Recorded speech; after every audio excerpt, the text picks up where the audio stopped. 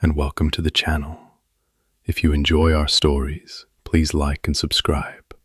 It helps us tremendously so we can bring many more original stories for you each night. Thank you for being here. Enjoy tonight's story.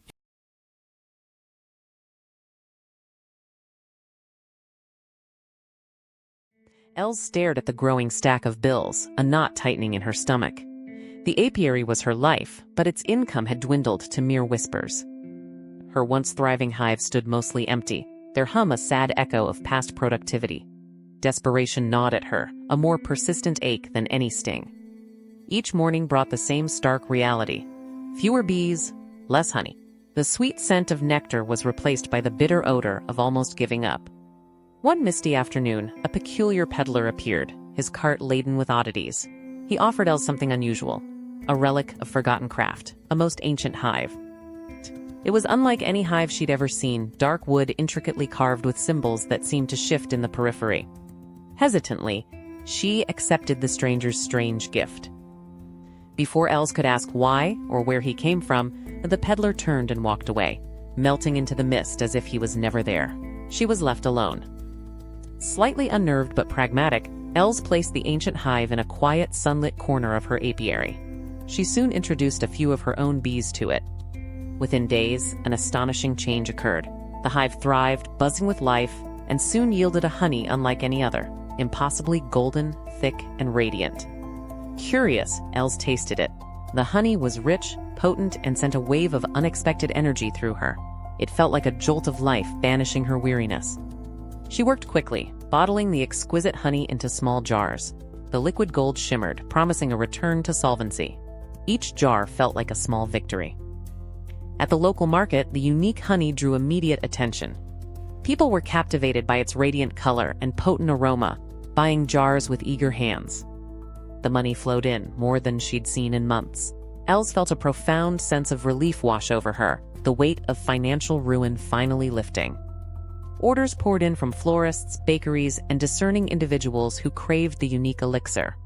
Her struggling apiary was alive again, buzzing with newfound prosperity. For the first time in years, Els slept soundly. The anxieties that had haunted her nights vanished, replaced by a deep restorative peace. Her troubles seemed over. The apiary buzzed with a vibrant, healthy energy under the sun. Everything felt right, the rhythm of her life restored. The strange hive was a miracle. But as night fell again, Alara found her sleep disturbed. A low, rhythmic humming emanated from the ancient hive, a sound that wasn't quite natural. It wasn't the familiar, industrious drone of bees. This hum had a unique cadence, a pulse that felt deliberate, almost conversational, disturbing her hard-won peace. She crept out of bed, drawn by the insistent sound. Standing by the hive, she strained her ears, trying to decipher the source of this persistent, odd vibration. The vibrations coalesced, forming patterns that sounded eerily like words. Faint, indistinct syllables seemed to emerge from the hum, like distant voices on the wind. She tried to rationalize it as fatigue, an overactive imagination fueled by recent stress. The peculiar hum was just the bees settling differently, she told herself. But night after night, the phenomenon returned, and the murmurs grew clearer, more defined. What had seemed like random sounds now felt like an intentional, unsettling communication. Then one night, a sound wave seemed to crystallize into a name she knew. Eleanor. Her grandmother. A shock coursed through her. This was no trick of the ear. The sweet relief she'd felt so recently curdled into a potent fear. Her miracle hive had a secret, a connection to something ancient and profound and deeply unsettling. Her days were filled with the familiar cycle of beekeeping, tending hives, harvesting honey, selling her wares, but nights belonged to the ancient hive's chilling secrets. She began to examine the ancient hive with renewed scrutiny. The enigmatic carvings weren't mere decoration. They seemed to pulse with a faint, residual energy. Were the symbols the key? They seemed to hum with a quiet power, an ancient language waiting to be understood. They felt older than the trees around. She scoured her small cottage library, pulling out dusty tomes on folklore and apiculture. She searched for any mention of hives that spoke, or bees that carried messages. She found fragmented tales of spirit hives and ancestral colonies, believed to bridge worlds.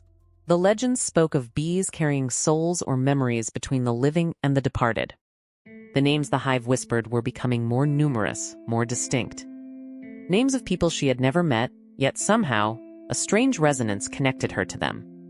She started to feel an unseen presence, a constant, gentle watchfulness. It wasn't hostile, but it was pervasive, as if the hive itself was always observing her.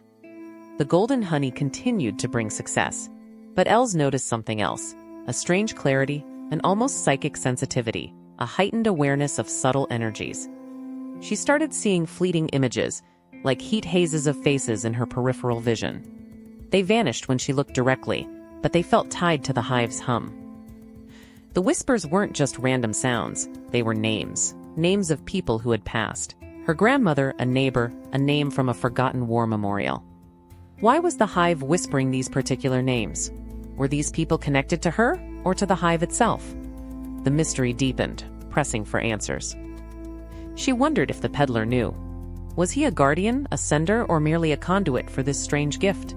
She scanned the horizon for him daily. One night, a name was whispered with unusual clarity. Thomas. It evoked a specific memory, a bronze plaque at the village war memorial, a face she vaguely recalled. The next day, drawn by an irresistible urge, Els visited the village war memorial. The plaque with Thomas's name was there, his young face staring back. As she stood there, a faint whisper seemed to echo from the stone, carrying the same ethereal tone as the hive. The connection between the departed and the bees was terrifyingly real. The hive wasn't just a source of honey. It was a celestial bridge, a vessel collecting echoes of souls. The golden honey wasn't just nourishment. It was life force. The knowledge was a heavy burden. She now understood the whispers weren't a curse, but a function of the hive's ancient design, a profound, terrifying role. She observed the bees more closely. By day, they were normal bees, diligent workers. But she wondered if their own consciousness was touched by the souls the hive harbored. What was the peddler's true intention in gifting her this hive? Was it a test, a responsibility bestowed, or a curse disguised as a blessing? She sought advice from the village elder, a wise old woman known for her connection to local lore. But the elder's knowledge seemed too superficial for this. The spectral whispers intensified, no longer hesitant. They formed a chorus, a constant murmuring presence that filled her nights and seeped into her days. Then a name she recognized from her own lost past surfaced. Her younger brother, who died tragically as a child. The hive whispered his name, Leo. This was personal. The voices weren't just collecting souls. They were reaching out. Her brother's spectral echo was trying to connect, to be remembered. She looked at the jars of golden honey, understanding now. It wasn't just food. It was a conduit, a carrier of life essence, perhaps even a farewell gift. The business was saved, but at what cost? She had the power to harness the departed, to profit from their echoes. Was this truly her path? The whispers weren't just calls, they were pleas. Pleas to be heard, to be remembered, before their essence faded entirely. The hive was a sanctuary for fading souls. Her business thrived, yes, but she understood now that the true value wasn't in the profit. It was in the connection, the brief, profound link to lives lived. She decided she couldn't fully commercialize this. The peddler had given her not just a hive, but a sacred trust, a duty to honor these whispers. She began harvesting less of the unique honey, selling just enough to maintain her modest life and dedicating the rest of the hive's gift to its true purpose. The remaining extraordinary honey wasn't sold. She used it to create small offerings, placing them at local memorials, bridges, or quiet spots where the departed might linger. The whispers from the hive became less urgent, more peaceful. It was as if acknowledging her respect, the souls found a quiet solace in their ethereal rest. Her beekeeping returned to its roots. The care of the bees, the harvest of honest honey, the quiet connection with nature. The ancient hive became a sacred guardian. She had found a new kind of wealth, not in overflowing coffers, but in the profound understanding of connection, memory, and the gentle passage of souls. The whispers never completely faded, but they transformed into a soft, constant hum, a reminder of the unseen worlds, always present, always managed with respect. Els became more than a beekeeper. She was a keeper of legacies, a custodian of whispers, her apiary a sanctuary where life, death, and memory intertwined beautifully. The golden honey still sells, a testament to her skill. But the whispers have quieted, leaving you to wonder, what other forgotten stories might be waiting to be heard? Life's true richness often lies beyond the visible. The stranger's gift taught elves that even the most ordinary things can hold extraordinary secrets. What hidden wonders do you believe lie just beyond our sight? Share your thoughts in the comments below, and consider following for more tales of the extraordinary. Elves. Rent was due, and Danny needed cash fast. This graveyard shift at the lonely 24-hour gas station seemed like a grim solution, but beggars couldn't be choosers. His manager, a man with eyes like ancient coins, gave him the keys and one bizarre rule. After 3 a.m., Danny, no eye contact. Ever. Just serve and don't look. The sun dipped below the horizon, casting long, ominous shadows across the asphalt. Danny clocked in, the silence of the empty station pressing in on him, a tangible weight. Inside, the air was thick with the scent of stale coffee and cleaning supplies. Rows of chips and candy bars stood silent guard. The only sound was the low, monotonous hum of refrigeration units. The first few hours passed in a predictable, almost tranquil rhythm. A lone truck driver, a late-night shopper. All transactions were quick, uneventful, and blessedly brief. No one met his gaze. Then, the digital clock on the wall flipped to 3 o'clock a.m. A subtle shift in the air, an almost imperceptible stillness. The manager's words echoed in Danny's mind, laced with an unnerving gravity. A set of headlights cut through the inky blackness outside, illuminating the storefront. A car, slow and deliberate, rolled into the deserted parking lot. Danny's hand instinctively hovered near the register. The car door opened with a soft click, and a figure emerged, silhouetted against the dim exterior light. It moved with an odd, unhurried grace towards the store entrance. Danny gripped the counter. He remembered the manager's stern warning, no eye contact. But the figure paused just outside the door, and an irresistible, unsettling curiosity began to bloom in Danny's chest. A soft, almost inaudible whisper seemed to emanate from the visitor, a sibilant sound that barely registered, yet sent a shiver down Danny's spine. It sounded like a question, but indecipherable. Against his better judgment, against the manager's explicit directive, Danny's gaze drifted upwards. His eyes met the visitor's for a fleeting, fatal second. He wished he could rewind time. In that instant, the drab gas station transformed. The sterile fluorescent lights seemed to deepen, casting unnaturally long shadows that twisted into gnarled shapes. The air grew heavy, frigid. The mundane shelves of junk food and sodas seemed to recede, replaced by a vast, echoing space. This wasn't just a gas station, it was a threshold, a liminal space between worlds. And the customers, they weren't lost travelers. They were souls caught between destinations, waiting for their final journey. Their eyes, once met, revealed the truth of their eternal transit. The figure at the door finally spoke, its voice a dry rustle of leaves. It didn't want gas, it wanted passage. A toll for existing, a price for transition from one state to another. What could Danny offer? His memories? His future? He didn't know. He just felt a tug, a draining sensation, as if a part of him was being siphoned away into the void. When Danny opened his eyes again, the entity was gone. The unnatural chill receded, and the gas station slowly, sickeningly, reverted to its familiar mundane appearance. But he knew it was a lie. The clock ticked past 4 a.m. More cars arrived, their headlights piercing the darkness. Each driver that entered, each customer that approached, now carried the same spectral aura. Danny's job had become a grim charade. He rang them up, pretending they were alive, while their spectral eyes darted around, searching for something he no longer understood. They sometimes spoke, their voices like dying embers, fragments of lost lives or distant pleas. Danny listened, compelled by a morbid fascination, to tales of regrets and final moments. Then, one of them looked straight at him, not with the vacant stare of the others, but with a flicker of recognition. It was someone he knew, someone lost years ago. His sister, spectral and sorrowful, seemed to be trapped, just like the others. Her eyes begged him for something. But what? How could he help a soul tethered to this desolate place? The manager's rule suddenly made terrifying sense. It wasn't about avoiding disturbing sights. It was about preventing entanglement, about keeping the living separate from the eternally waiting. Every car that pulled in after 3 a.m., every weary driver seeking gas was another soul ensnared. They weren't just passing through, they were stuck in an eternal pit stop. Danny realized he wasn't just an employee. He was now a permanent fixture, a gatekeeper in this spectral depot. His task was to serve the transit, to facilitate the exchange of essence. He tried to leave once, to run out into the night, but the doors wouldn't open. The walls shimmered, the parking lot dissolved into a void. He was bound to this place now. He glimpsed the manager then, not the man who hired him, but a looming shadow entity, overseeing the flow of souls. It acknowledged Danny with a single, cold, ancient blink. His sister's spectral form now waited at the pumps, a quiet sentinel amongst the lost. She had found her place, not in life, but in this eternal, desolate service.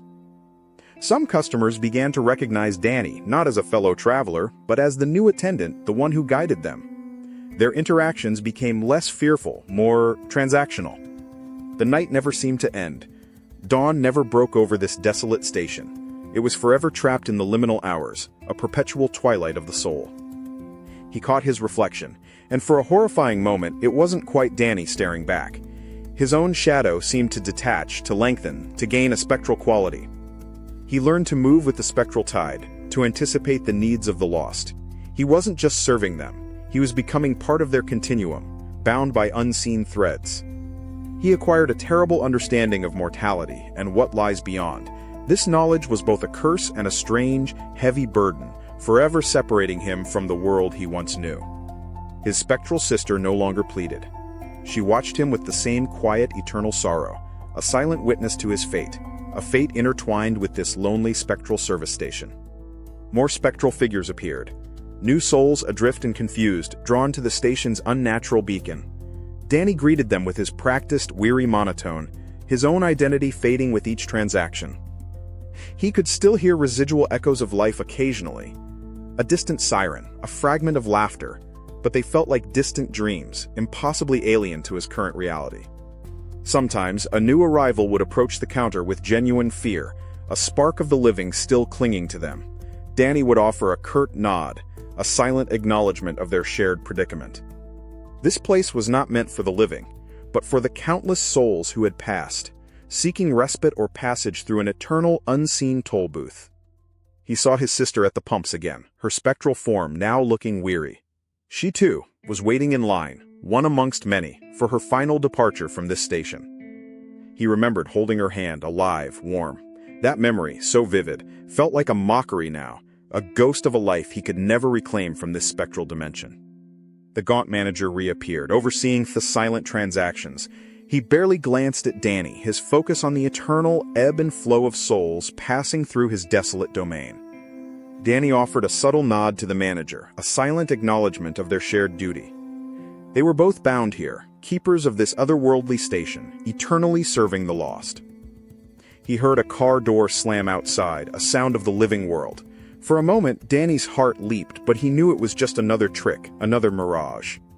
He found small trinkets left behind by past souls, a worn photograph, a child's drawing. They were faint anchors to the lives they'd lost, relics in this timeless waiting room. One night, his sister's spectral form reached the front of the line.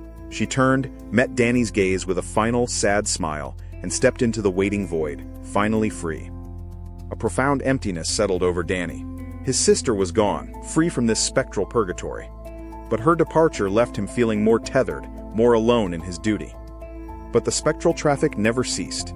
New faces, old regrets, all drawn to the station that served as an eternal way station, a place where the lost found their final desolate path. Danny himself began to fade, his solid form becoming more ephemeral. He was becoming one with the station, a permanent attendant in the afterlife's quiet, dreary service industry. He looked at the spectral figures, his fellow employees by circumstance, and realized they were all trapped, bound to this place by their fatal mistake, looking when they shouldn't have. The gaunt manager walked past, and for the first time, Danny saw a faint, almost imperceptible smile on his lips. A smile of perfect, eternal employer satisfaction. A new spectral figure approaches, looking more solid, more vital than the others. Danny feels a strange pull towards them, a sense of familiarity he can't quite place. The figure speaks, and its voice is clear, not a whisper or an echo but a true voice. They are not lost, but searching for something Danny himself once lost: their way home. This customer isn't seeking passage to another realm. They're seeking passage from this one. They offer Danny a chance, a way to break the cycle, if he helps them escape. Danny holds the artifact, its warmth seeping into his spectral fingers. It feels like a piece of his lost life, a chance to reclaim what was stolen, to finally find his own way home. With a surge of renewed purpose, Danny uses the artifact. It doesn't just open a path for himself, but explodes with light, freeing the spectral figures trapped in the station. As the spectral prisoners ascend, the gas station itself begins to break down. The walls crumble, the fluorescent lights flicker out, and the entire structure dissolves into pure ethereal energy. The oppressive darkness is replaced by a radiant, ethereal glow. Danny feels the heavy chains of his duty lift, replaced by the lightness of true freedom, the feeling of stepping back into existence. He feels the solid ground beneath his feet, hears the distant sounds of the waking world. He looks down. He's standing on a familiar, ordinary street, the artifact now a normal, smooth stone. The gas station is gone, the spectral customers released. But Danny carries the memory, a quiet understanding of the veil between worlds and the price of curiosity. He glances back towards where the station once stood.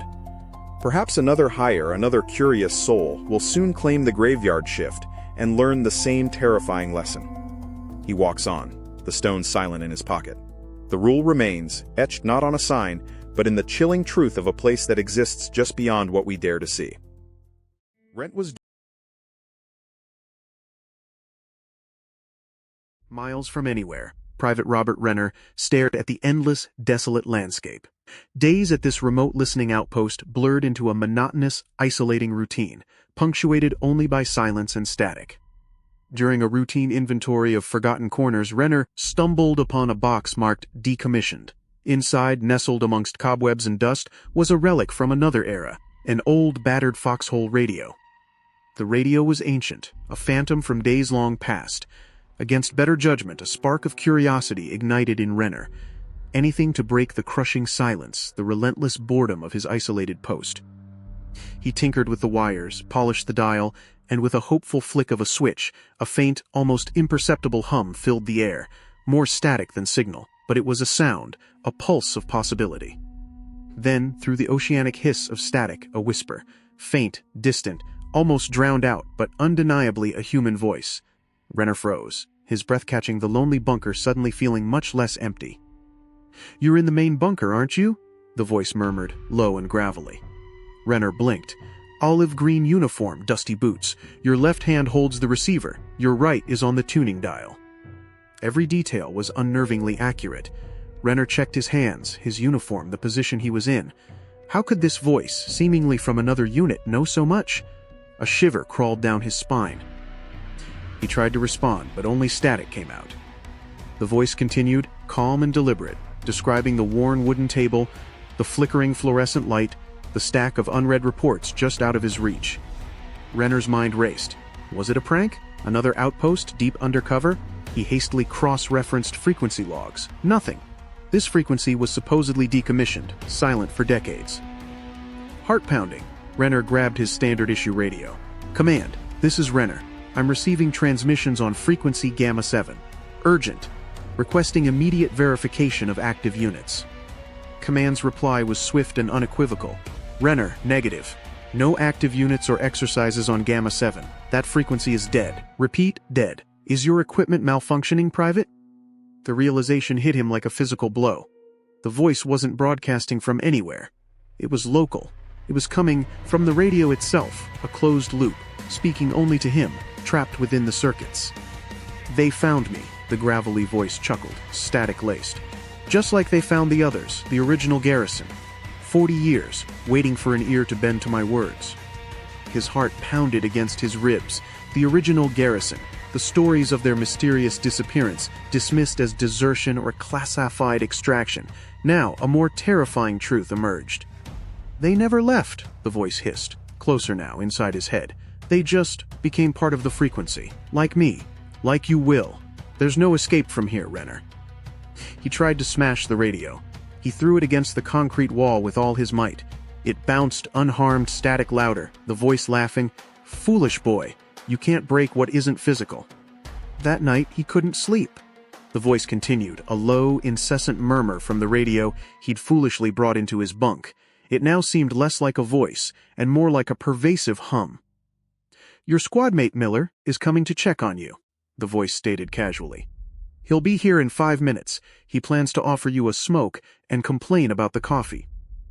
Exactly 5 minutes later, a knock. It was Miller holding a pack of cigarettes, griping about the terrible outpost coffee.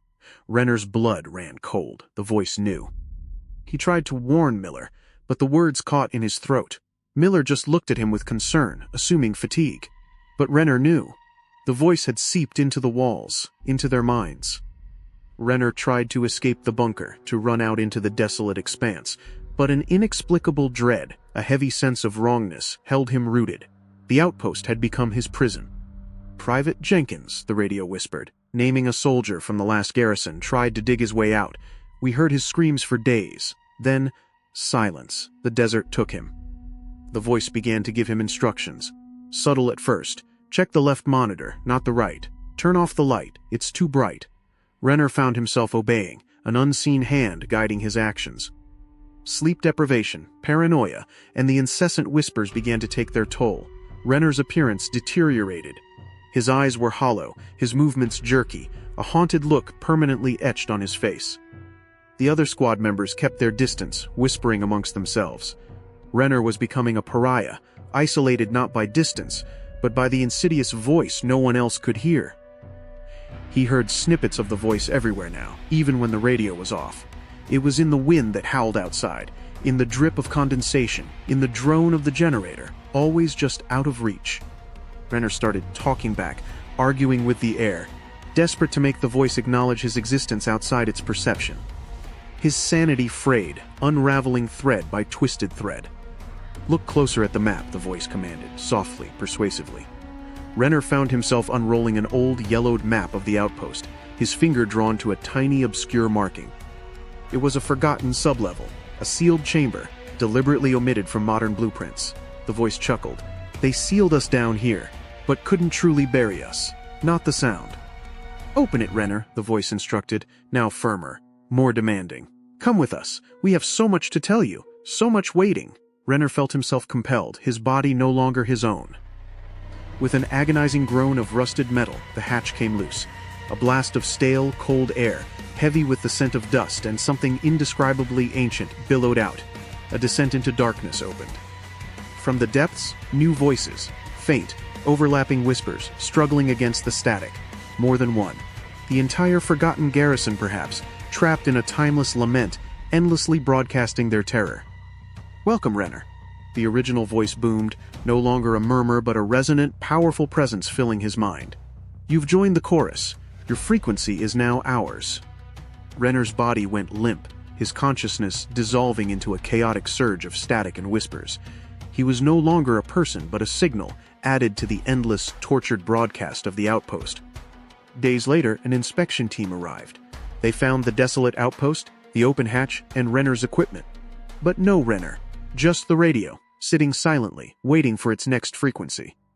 Months passed. A new private, bored and isolated like Renner, arrived at the outpost. He too stumbled upon the old records, the forgotten history, and eventually the alluring silence of Gamma 7.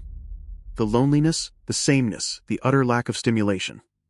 The same factors that drew Renner to the radio now drew Private Thompson. He saw an old diagram, felt an odd pull to the forgotten frequency. He tuned it. A crackle of static, soft at first, then growing louder, more insistent.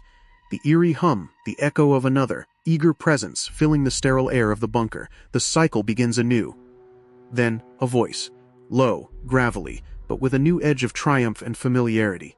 "Hello, Private. Welcome to the silence. Tell me, what's your rank and which hand holds your receiver?" The outpost is not just a location. It's a living, breathing entity, feeding on isolation and fear. The radio is its mouth, the frequency its snare, capturing souls in its eternal broadcast. Every forgotten frequency, every silent channel, every supposedly dead line, they aren't dead. They are listening, forming a vast, interconnected network of lost voices, waiting for an anchor. The entity within the radio isn't a ghost. It's something older, a consciousness tethered to the very concept of communication, ancient and hungry for connection, for resonance, for lives to consume. Each private, each soldier drawn to the forgotten frequency, simply reiterates the broadcast. They don't escape. They merely become another voice in the chorus, another detail for the next victim's introduction. The radio doesn't wait to be found. It orchestrates its discovery. It manipulates the isolated mind, plants the seed of curiosity, guides the hand to the dial. It chooses its victims. The souls are not destroyed. They are simply integrated. Part of the broadcast, part of the network, part of the very fabric of the outpost's cursed existence, forever echoing their final moments. Was the outpost specifically built here because of something already present? A nexus of forgotten energies, a focal point for stray whispers, now amplified by human technology? It's not a ghost, it's a parasite. A consciousness without form seeking a host to experience the world, to speak, to influence. The radio is merely a tool, a mouth for its unseen hunger. The voice starts intimate, personal. That's its hook. It mirrors reality, making its intrusion feel like a natural extension, until the boundary blurs and its control becomes absolute. The outpost is an anchor in a sea of static, constantly broadcasting its fear, its history, its hunger. A beacon for the lost, the lonely, the curious. A perpetually resetting trap. The desert, the sand, the stars above, they have witnessed this cycle countless times.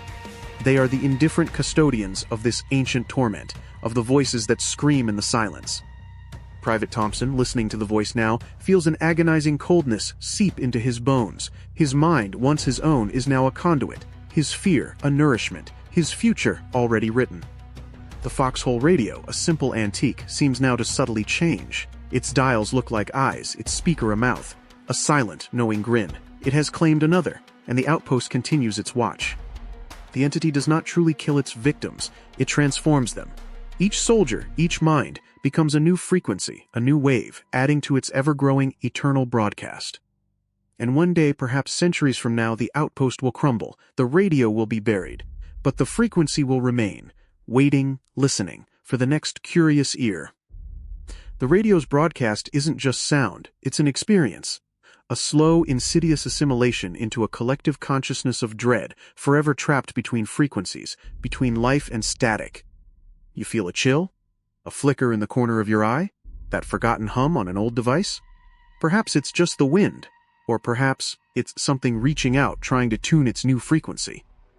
That fleeting moment of connection, when the static clears, when a sound cuts through the noise.